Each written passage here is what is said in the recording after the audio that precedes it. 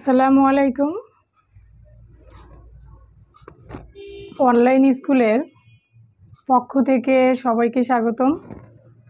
আজ ইংলিশ ক্লাসের কিভাবে ট্রান্সফরমেশনের অ্যাফার্মেটিভ টু নেগেটিভ এই গ্রামারগুলো আমরা শুরুতেই শুরু করছি, কিন্তু দেখি আমরা কিভাবে ট্রান্সফরমেশন সেন্টেন্সগুলা নির্ণয় করতে পারি। তো দেখো, affirmative two transformation of sentence, আসলে সেন্টেন্সকে মূলত দুভাগে ভাগ করা হয়। সেটা অ্যাফার্মেটিভ টু নেগেটিভ, অর্থাৎ হাবোধক আর নাবোধক। হাবোধক থেকে নাবোধক করতে হবে, কিন্তু এখানে বেসিক দিক থেকে সেন্টেন্সকে মূলত 5 ভাগে ভাগ করা হয়। যেমন অ্যাফার্মেটিভ থেকে নেগেটিভ করতে হবে, অ্যাফার্মেটিভ থেকে ইন্টারগেটিভ, অ্যাফার্মেটিভ থেকে ইম্পারেটিভ, অ্যাফার্মেটিভ টু এক্সক্লামেটরি। এইভাবে আমাদের ট্রান্সফরমেশন শুরুর অ্যাফার্মেটিভ টু নেগেটিভ কীভাবে করতে হবে। তো আমি প্রথমত মূলত অ্যাফার্মেটিভ টু নেগেটিভ অর্থাৎ হ্যাবোধক থেকে নাবোধক কীভাবে করতে হয় তার কিছু রুলস আমি নিয়ে উপস্থিত হয়েছি। তো আমরা প্রথমেই 10টা রুলস দিয়েছি। বেসিক দিক থেকে আমাদের যতটুকু প্রয়োজন, আরও 4-5টা আছে, আমি আজকেই ক্লিয়ার করে দিব। তো আমাদের গ্রামার এই ট্রান্সফরমেশন সেন্টেন্সের মধ্যে যেমন affirmative two negative, interrogative, affirmative, exclamatory plus simple, compound, complex, voice, degree সব কিছু মিলেই কিন্তু ট্রান্সফরমেশন অফ সেন্টেন্স হয়। এগুলো অনেকগুলো গ্রামার মিলে ট্রান্সফরমেশন সেন্টেন্স। তো আমি কিছু অংশ নিয়ে আজ উপস্থিত, কিছু রুলস দিয়েছি। দেখো, প্রথমে বলেছি অ্যাফার্মেটিভ টু নেগেটিভ করার ক্ষেত্রে আমি 10টা না 9টা, আর এখানে আমাদের নাম্বারিং একটু মিস্টেক। তো আমি এখানে নাম্বারিংয়ের কথা বলছি। এখানটা হবে 1, এটা 2, এটা 3, এটা 4, 5, 6, 7, 8, 9। আমি 10টা কেন 12 বা 13টা দিব, একসাথে অনেকগুলো দিয়েছি। তো এখানে একে যত আমাদের অক্সিলারি ভার্ব আছে, যেমন to be verb, having verb এবং মডাল ভার্ব, এই 3টা ভার্ব যতগুলো এই অক্সিলারি ভার্ব আছে, সাবজেক্টের পরে যতগুলো to be verb, having verb এবং অক্সিলারি ভার্ব থাকবে, এই সাহায্যকারী ভার্বের সাথে বা অক্সিলারি ভার্বের সাথে নট যোগ হবে। আর যদি কোনো অ্যাফার্মেটিভ শব্দ থাকে তাকে নেগেটিভ ফর্ম বানাতে হবে, নেগেটিভ ফর্ম বানাতে হবে। এলে 1 নম্বর রুলস। দ্বিতীয় রুলস হচ্ছে যে সাবজেক্টের পর যদি ভার্ব 1 থাকে, যেমন প্লে, ইট, গো, এগুলোকে আমাদের প্রেজেন্ট ফর্ম অর্থাৎ ভার্ব 1 বলে। তাহলে সাবজেক্টের পর ভার্ব 1 থাকলে আমাদের সাহায্যকারী ভার্ব হিসেবে আমাদের ডু নট প্লাস ভার্ব 1 বসাতে হবে। তাহলে আমাদের বলবো সাবজেক্টের পর ভার্ব 1 থাকলে ডু নট বসে, ডু নট প্লাস V1 বসে। তারপর সাবজেক্টের পর যদি V2 থাকে অর্থাৎ ভার্ব 2 থাকে, যেমন প্লেড, ইটের V2 হলো অ্যাট, গোয়ের V2 হলো ওয়েন্ট, এই ভার্ব 2 থাকলে আমরা সাবজেক্টের পর সাহায্যকারী ভার্ব হিসেবে ব্যবহার করব ডিড নট প্লাস V2। ওই যে এখানে আমাদের ভার্ব 2 থাকা সত্ত্বেও সেটাকে প্রেজেন্ট ফর্ম বানাতে অর্থাৎ ভার্ব 1 বানাতে হবে। তারপর আমাদের সাবজেক্টের পর যদি ভার্বের সাথে এস বা এস যোগ থাকে, অর্থাৎ সাবজেক্ট যদি থার্ড পারসন সিঙ্গুলার নাম্বার হয় তখন এস বা এস যোগ হয়, আর ভার্বের সাথে যদি এস বা এস যোগ থাকে সেই ক্ষেত্রে আমরা সাহায্যকারী ভার্ব হিসেবে ডাজ নট প্লাস ভার্ব 1 বসবে। তো আমি একটা রুলস করেই আমি শিখাইতে চাই।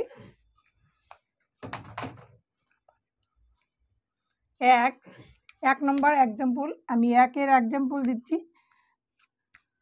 একের যে সাবজেক্টের পরে আমাদের কিভাবে টু বি, হ্যাভিং, সাহায্যকারী ভার্ব, অক্সিলারি ভার্ব টোটাল কি বোঝানো হচ্ছে, যেমন আই শ্যাল রিমেম্বার ইউ, এটিকে যদি আমরা নেগেটিভ করি তাহলে কি আসবে। দেখো এখানে আমাদের এটা অবজুলারি ভার্ব। হ্যাঁ, এটা আমাদের হ্যাবোধক অর্থাৎ অ্যাফার্মেটিভ ওয়ার্ড। সেক্ষেত্রে আমরা ব্যবহার করব আই, শ্যাল নট। এই রিমেম্বারের বিপরীত শব্দ ব্যবহার করতে হবে। এখন আমি তোমাকে স্মরণ করব, কিন্তু নেগেটিভ কথা এমনভাবে হবে যে আমি তোমাকে স্মরণ করবই বোঝানো হবে। সেক্ষেত্রে আমরা লিখব আমি তোমাকে ভুলে যাব না, তার মানে কি স্মরণ করব। তাহলে রিমেম্বারের বিপরীত শব্দ হবে ফরগেট ইউ। তাহলে অ্যাফার্মেটিভ টু নেগেটিভের ক্ষেত্রে যদি সাবজেক্টের পর অবজুলারি ভার্ব থাকে, অবজুলারি ভার্বের সাথে নট যোগ হবে এবং যে ভার্বটা থাকবে বা অ্যাফার্মেটিভ বাক্য শব্দটা থাকবে তার বিপরীত শব্দ মানে নেগেটিভ শব্দটা বসাতে হবে। তাহলে এটা হলো 1 নম্বর। নাম্বার 2, এখানে আমাদের 1, 2, 3 তিনটা রুলসের মতোই দেওয়া আছে। সেই ক্ষেত্রে আমরা উদাহরণের সাহায্যে দেখি। নাম্বার 2 প্রথমত আছে দেখো ভার্ব 1, অর্থাৎ সাবজেক্টের পরে ভার্ব 1 থাকলে আমি সংক্ষেপে বুঝাই। এখানে আছে মনে করো I play football. I play football, আমি ফুটবল খেলি। কিন্তু এটা হলো সাবজেক্ট আর এটা হলো ভার্ব 1, এটা হলো অবজেক্ট।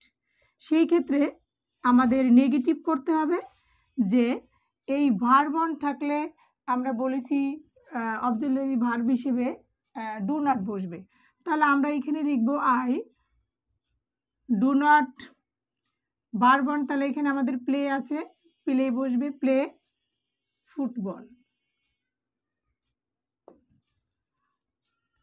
তারপর নাম্বার এই 2 এর ভিতরেই আরও কিছু রুলস আছে। যেমন ভার্ব 2 থাকলে কি হবে সেটা আমরা একটু দেখি। আই যেমন প্লে দিয়েই বোঝানো হোক, প্লেড ফুটবল। তাহলে আমরা এখানে নেগেটিভ করব, যেমন subject I, subject I, I এটা হলো ভার্ব 2 আছে, ভার্ব 2 থাকলে কি বসবে ডিড নট। তাহলে আমরা এখানে বসাবো ডিড নট। এখানে যে ভার্ব 2 আছে এই ভার্ব 2 এর ভার্ব 1 বানাতে হবে। তাহলে আমরা শিখেছি প্লে প্লেট, যেমন এখানে বলি প্লে প্লেড প্লেট। তাহলে এটা ভার্ব 2, তাহলে ভার্ব 1 কি শুধু প্লে। আমরা এখানে লিখব প্লে ফুটবল। ক্লিয়ার? তারপর আরেকটা আছে ভার্বের সাথে যদি এস বাই এস যোগ হয় তখন কিন্তু subject third person singular number থাকবে। যেমন হি, শি, ইট এগুলোকে আমাদের থার্ড পারসন সিঙ্গুলার নাম্বার বলে। তাহলে হি ইট বা প্লেস ফুটবল। সেই ক্ষেত্রে দেখো তাহলে আমরা লিখব হি প্লেজের, যেহেতু ভার্বের সাথে এস বাই এস থাকা সত্ত্বেও সেটা কিন্তু ভার্ব 1, সেই ক্ষেত্রে আমরা লিখব he does not play football. কারণ ভার্বের সাথে এস বাই এস থাকার জন্যই তো কিন্তু আমরা ডাজ নট বসিয়েছি, সেই ক্ষেত্রে আমাদের প্লের সাথে এস বাই এস থাকছে না। তারপর আমাদের নাম্বার 3 রুলসটা দেখি। 3 রুলসটা হচ্ছে আমাদের এখানে 3 নাম্বার, ব্যক্তির আগে যদি অনলি থাকে তাহলে নান বাট বসে, আর বস্তুর আগে যদি অনলি থাকে তাহলে নাথিং বাট বসবে। সংখ্যার আগে যদি অনলি থাকে নট মোর দেন। তাহলে ব্যক্তির আগে যদি অনলি থাকে নান বাট, বস্তুর আগে যদি অনলি থাকলে নাথিং বাট, সংখ্যার আগে যদি অনলি থাকে নট মোর দেন। সেক্ষেত্রে দেখো আমরা ব্যবহার করতে পারি, এটা আমি একটু মুছে দিলাম।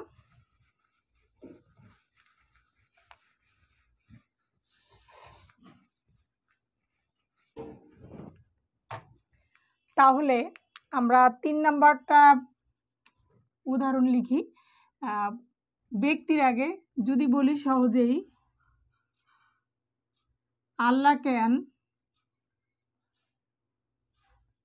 হেল্প আস, আল্লাহ আমাদেরকে সাহায্য করে। তাহলে আমাদের এটা নেগেটিভ হবে আল্লাহ, যেহেতু আল্লাহ একজন, এখানে আমাদের ব্যক্তি, only Allah can help us, আমাদের অনলি দেওয়া উচিত ছিল ওয়ানলি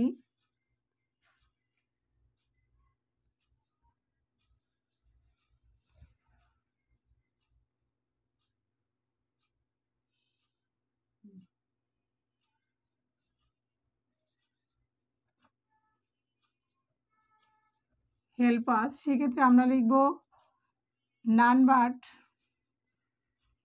তখন অনলি উঠেছে কি হচ্ছে none but Allah can help us.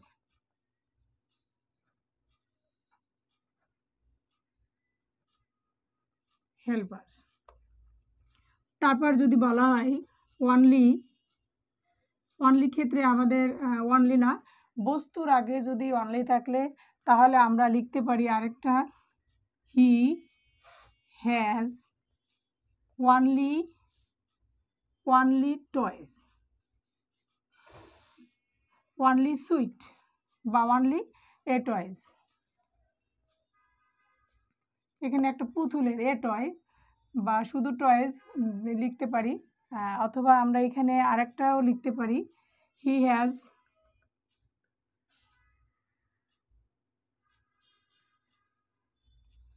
Has only sweet. সেই ক্ষেত্রে আমরা এখানে লিখব নেগেটিভ করার সময় he has nothing but sweet. শুধুমাত্র অনলি উঠেছে আমাদের, নাথিং বাট হচ্ছে। তারপর আছে সংখ্যার আগে যদি বলি হি হ্যাজ অনলি 10, এই যে সংখ্যা, এটা হলো সংখ্যা আর এটি ছিল বস্তু, তাই বস্তুর আগে অনলি থাকলে নাথিং বাট, সংখ্যার আগে অনলি থাকলে নট মোর দেন। তাহলে আমাদের এখানে নেগেটিভ হচ্ছে হি হ্যাজ নট মোর দেন 10। তাহলে সংখ্যার আগে অনলি থাকলে আমাদের নট মোর দেন, বস্তুর আগে অনলি থাকলে নাথিং বাট, এবং ব্যক্তির আগে অনলি থাকলে নান বাট বসে। 3 নাম্বার আমরা শিখতে পেরেছি।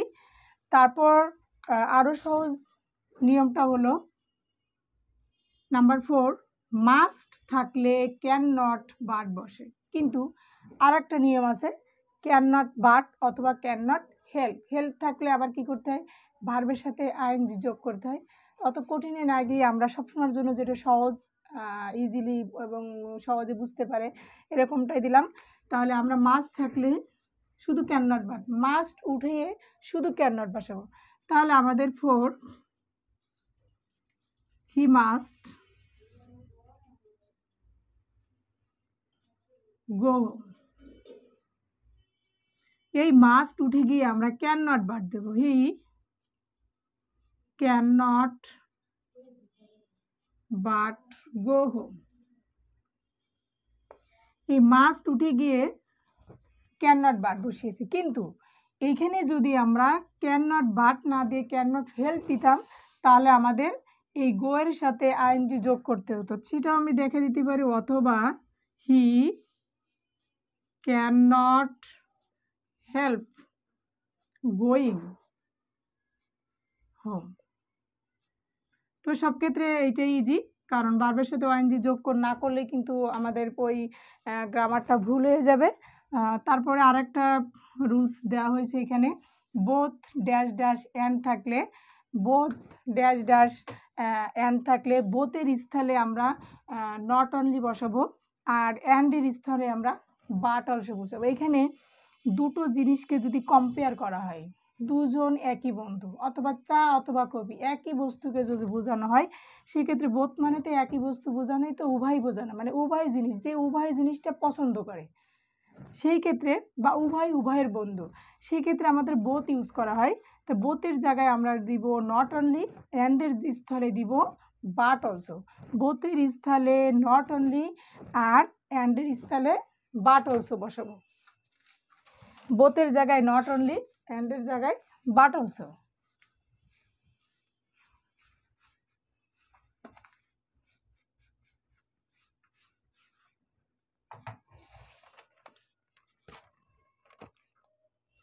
তাহলে আমরা লিখি নাম্বার 4 এর আরো কিছু বাকি আছে। বোথ করিম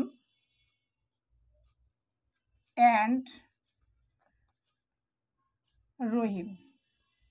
করিম এবং রহিম উভয়ই ভালো বন্ধু। War good friend.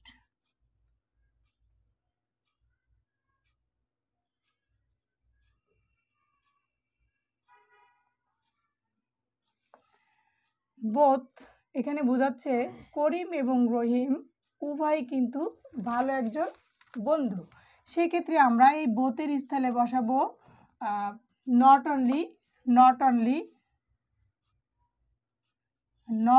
অনলি করিম অ্যান্ডের স্থলে দিব কি but also Rahim were good friend. তাহলে আমরা বোথ ড্যাশ ড্যাশ একেবারে ইজি। বোথের জায়গায় নট অনলি এবং অ্যান্ডের জায়গায় বাট অলসো বসালেই কিন্তু গ্রামারটা ক্লোজ। কারণ এই গ্রামারগুলোর ট্রান্সফরমেশন অফ সেন্টেন্স 11 পর্যন্ত, অর্থাৎ কলেজ পর্যন্ত, ইন্টার পর্যন্ত এই গ্রামারগুলো আমাদের লাগে। সেই 6 থেকে 11 পর্যন্ত একই গ্রামার আমরা ব্যবহার করি, কিন্তু একই গ্রামারই করি, কিন্তু আমরা পারি না, কারণ আমাদের চর্চা থাকে না। সেক্ষেত্রে 5 নাম্বারটা দেখি। এভরি থাকলে there is no plus noun. যে নাউন মানে যে নামটা থাকে বা সাবজেক্ট হিসেবে থাকে, নাউন ফর্মটা বসবে, তারপরে আমাদের বাট। তাহলে আমরা মুখস্থ করব এভরি থাকলে there is no plus noun plus but. There is no plus noun plus but. সেক্ষেত্রে আমরা একটা উদাহরণটা দেখি। দেয়ার ইজ নো কেন হলো, তাহলে আমরা লিখব every mother loves her, every mother loves her child. সেই ক্ষেত্রে আমরা এখানে আমরা দুটা রুলস ইউজ করা যায়। যদি আমরা শুধু এভরি এখানে শুধু নো ব্যবহার করি, সেক্ষেত্রে আমাদের এই ভার্বটাকে নেগেটিভ ফর্ম বানাতে হবে। ইজি নিয়ম। যদি শুধু বিপরীতে আমাদের অথবা, এখানে অথবা এভরির বিপরীতে আমাদের শুধু নো বসবে এবং অ্যাফার্মেটিভের নেগেটিভ ফর্ম বসবে। তবে এইটাই বেশি ইউজ করা যায়, এইটাও ইউজ করা যায়, সমস্যা না। আমি দুটোই উদাহরণ দেখাবো। তাহলে দেয়ার ইজ নো, আমি বলেছিলাম এখানে নাউন, তাহলে এভরি মাদার, প্রত্যেক মা, এই মাই কিন্তু একজন নাউন বোঝাচ্ছে এখানে। তাহলে আমরা লিখবো এখানে mother, there is no mother but loves her child.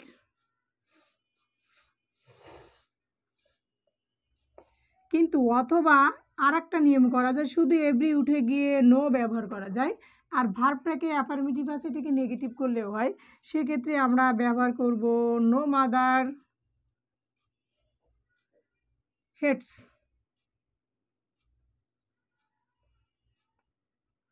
A liar, hates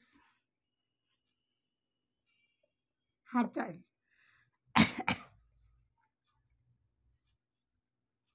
এখন আমি সবসময় দেয়ার ইজ নোই ব্যবহার করি, কিন্তু লাভস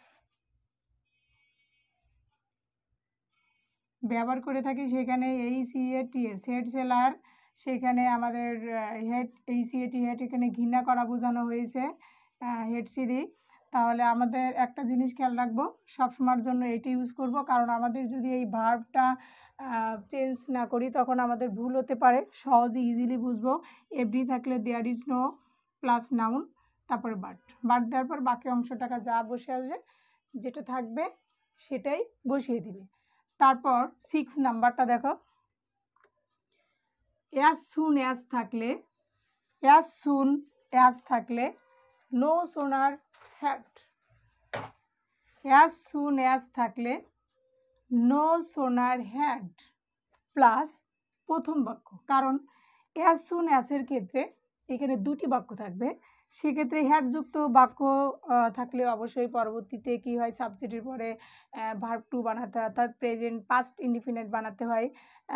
সেই ক্ষেত্রে নিয়ম আছে অনেক। অ্যাজ সুন অ্যাজ থাকলে নো সোনার হ্যাড প্লাস প্রথম বাক্য প্লাস যে কমা দিয়ে আরেকটি সেন্টেন্স থাকবে, সেই কমার ওখানে কমাটা উঠিয়ে দিয়ে আমরা দেন বসাবো, দেন প্লাস বাকি অংশ। একদম ইজি বাকি অংশ। তবে এখানে একটা কথা আছে যে বাকি অংশ বসানোর পর, বাকি অংশ শুধু বসিয়ে দিলে হবে না, সাবজেক্টের পরে ভার্বের, সাবজেক্টের পরে ভার্ব টু বানাতে হবে, সাবজেক্টের পরে ভার্ব টু বানাতে হবে। সেখানে আমরা এখানে বলতে পারি subject plus verb two plus বাকি অংশ। ইজিলি হলো। তাহলে আমরা লিখব as soon as, as soon as the থিপ,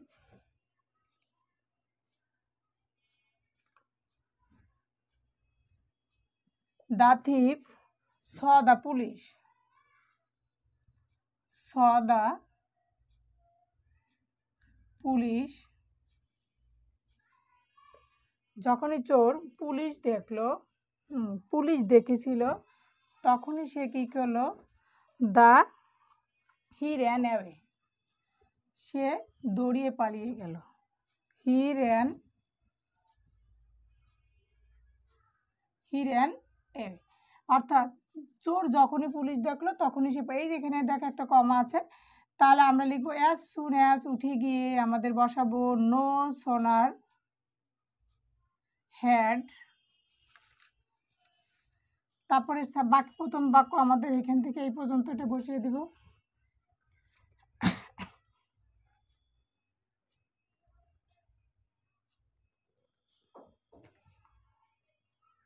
no sooner had the থিপ,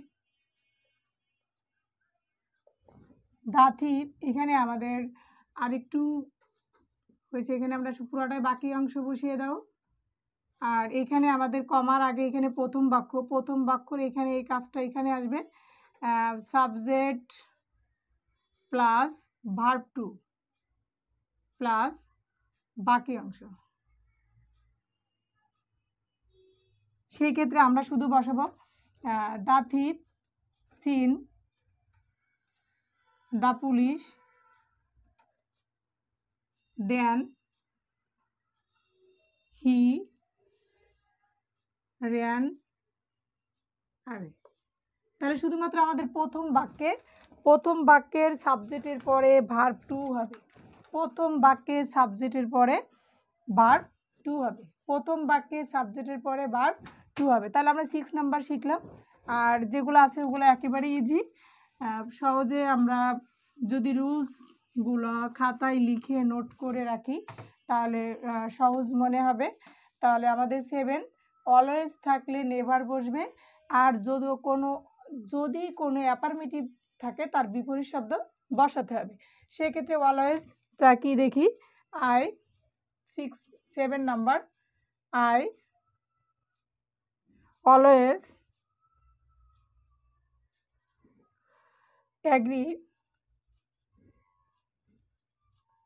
agreed with him। সেই ক্ষেত্রে দেখো আই নেভার, কারণ এটা আমরা নেগেটিভ বাক্য বানাতে হবে, তাই এটার অ্যাগ্রির বিপরীত শব্দটা বসাতে হবে ডিসঅ্যাগ্রি,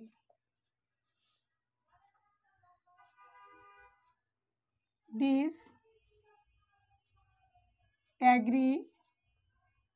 উইথ হিম। কারণ এখানে অ্যাফার্মেটিভ বাক্য এখানে সবসময় থাকে, তার সাথে মানে অ্যাফার্মেটিভ সন্দেহ সবসময়ের কথা বোঝানো হয়েছে, বা রাজি হওয়ার কথা, একটি মানে রাজি হওয়া। এখানে নেমাবাডিজ মানে কি সবসময় সে কখনো রাজি হতো না, এখানে আমাদের সবসময় হতো। আর এখানে কিন্তু তার অ্যাফার্মেটিভ বাক্য, তার নেগেটিভ বাক্যই তৈরি করতে হবে। তারপরে 8, যদি টু ড্যাশ ড্যাশ টু থাকলে আমরা সো ড্যাশ ড্যাশ দ্যাট বসাবো, সো দ্যাট ড্যাশ ড্যাশ বসাবো। তাহলে আমরা লিখি এখানে কিছু রুলস আছে এখানে। Too, he is too weak, weak to walk, অথবা টু গো, টু ওয়াক, সে এতই দুর্বল যে হাঁটতে পারে না। এখন টু আছে, এখানে টু আছে দেখো, তাহলে আমরা এখানে নেগেটিভ ব্যবহার করবো, হি ইজ সো। এর বিপরীতে হলো সো উইক, এই টুর বিপরীতে আমরা লিখছি দ্যাট। হ্যাঁ, দ্যাট দেওয়ার পর ভাবতে হবে এখানে কি সাবজেক্ট আছে, সেই সাবজেক্টটাই কিন্তু আমরা এখানে বসাচ্ছি হি। হি এখানে যদি প্রেজেন্ট, ইজটা কিন্তু এখানে প্রেজেন্ট বোঝানো হচ্ছে। যদি এখানে প্রেজেন্ট থাকে তাহলে আমরা ক্যান বসাবো, আর যদি এখানে পাস্ট ফর্ম থাকে তাহলে কুড বসাবো, তাহলে ক্যান ওয়াক। এই হলো টুর জায়গায় সো, টুর জায়গায় দ্যাট, তারপরে প্রথম সাবজেক্ট প্লাস প্রেজেন্ট ফর্ম থাকলে ক্যান, আর পাস্ট ফর্ম থাকলে কুড। নেক্সট একটা আছে আর সামটাইমস, এটি ব্যতিক্রম, অনেকেই পারে না, তারপরে রুলসটা একটু ব্যতিক্রম। সামটাইমস থাকলে আমরা অলওয়েজ বসাবো এবং তার আগে আমরা নট বসাতে হবে। সামটাইমস থাকলে আমরা অলওয়েজ বসাবো, কিন্তু তার আগে, অলওয়েজের আগে অবশ্যই যদি ভার্ব থাকে তার সাথে একটা নট বসাতে হবে। তো 9 দেখি, হি অথবা মাই ফ্রেন্ড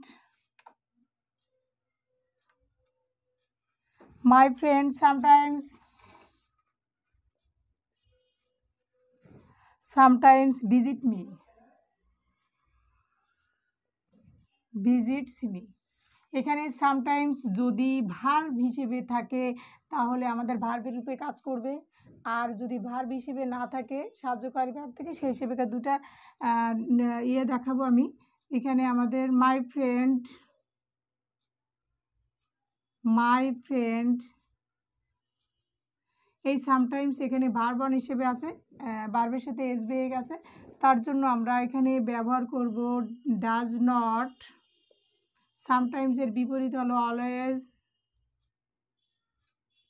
ভিজিট মি। যদি ভার্ব হিসেবে থাকে, সামটাইমস যদি ভার্ব হিসেবে থাকে তাহলে আমরা ভার্বের কাজ করব, এবং অথবা দেখো সামটাইমস যদি ভার্ব হিসেবে না থাকে তখন কি করব, যেমন এ ডে লেবার,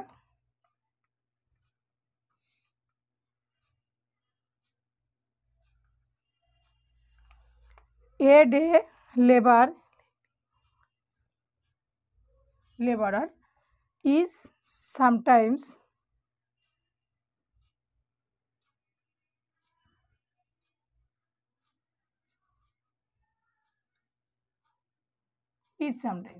সেক্ষেত্রে আমরা লিখব a day labourer is not, শুধু আমরা সাহায্যকারী ভার্বের সাথে নট বসালে ইজ নট অলওয়েজ।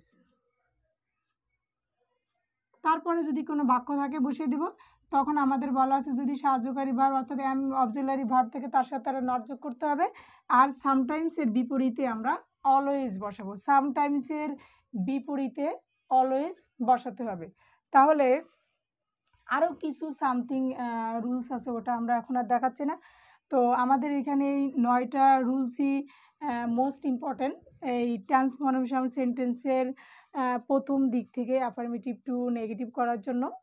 সেই ক্ষেত্রে আরও কিছু সামথিং ছোটোখাটো আছে, সেগুলো মোস্ট ইম্পর্ট্যান্ট না। তাই আমি আশা করি ট্রান্সফরমেশনের যে রুলসগুলো দেওয়া হয়েছে এটা যদি আমরা টুকে রাখি, খাতা নিয়ে লিখে রাখি, বা চর্চা করি, বা ভিডিওটা একটু দেখি, তাহলে আশা করা যায় কিছু শিখতে পারবে। তাহলে আজ আর নয়, নেক্সট ক্লাসে দেখা হবে অন্য কোনো গ্রামার নিয়ে। খুদা হাফেজ।